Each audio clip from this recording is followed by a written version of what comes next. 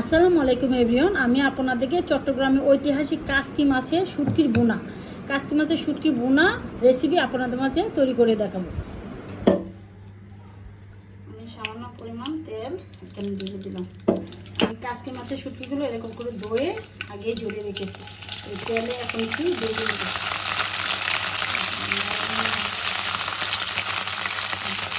এটা চিটাং দেওয়ার লোকেরা বেশি এই শুটকি বোনাটা পছন্দ করে, তো আমি তেল দিয়েই এই শুটকিটাকে ভালো করে ভেজে নেব। আমি এরকম করে কাঁচা মাছের শুটকিগুলোকে লাল লাল করে ভেজে নেব। আমি এই জায়গায় শুটকি নিয়েছি প্রায় 200 গ্রামের মতো।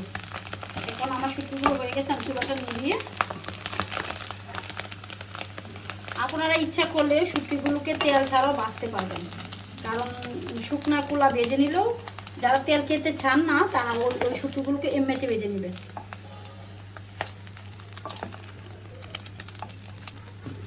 আমি শুটকিগুলোকে এরকম করে লাল লাল করে ভেজে নিয়েছি। আমি ওই তেলেই বড় বড় করে দুটো রসুন নিয়ে নিলাম।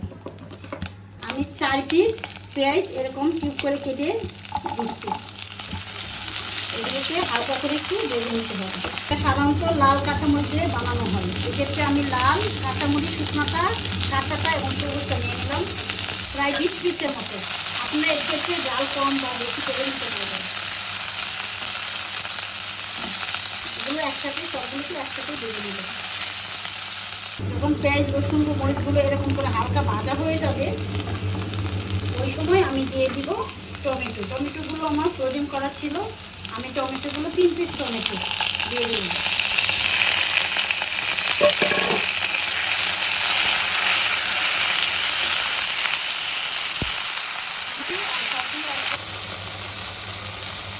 পানিটা শুকিয়ে গেছে, এই পর্যায়ে আমি এখন নামিয়ে নিব।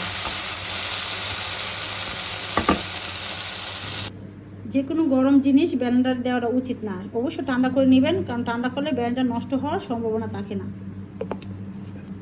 এখন আমি ব্লেন্ডার করে নিচ্ছি।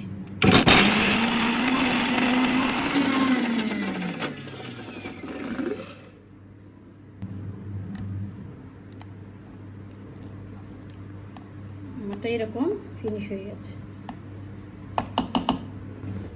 আমি ওই তেলেই অল্প পরিমাণে একটু তেল দিয়ে দেব। আমি অল্প পরিমাণে তেল দিয়ে ওটাকে ভেজে নিব। আমি সবগুলো উপকরণ একসাথে ঢেলে দিলাম।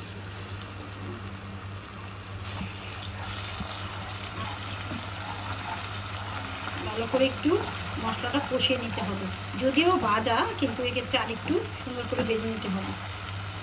কালারের জন্য আমি সামান্য পরিমাণ একটু হলুদ অ্যাড করলাম।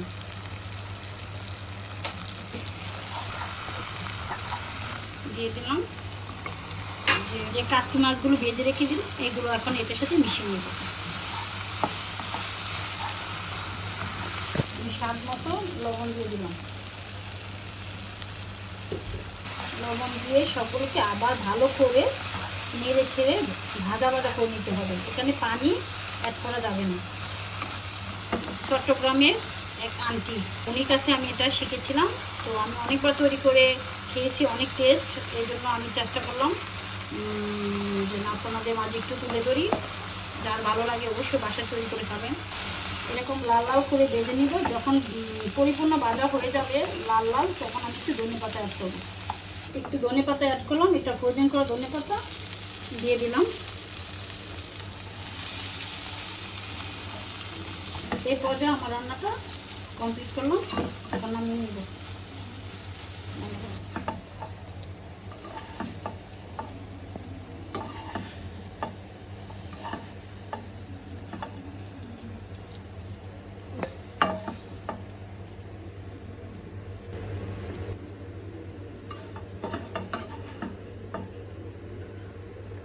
গরম ভাতের সাথে এই কাসকি মাছের শুটকির এই ধরনের ভর্তাটা এত টেস্ট লাগে, বাসায় ট্রাই করবেন।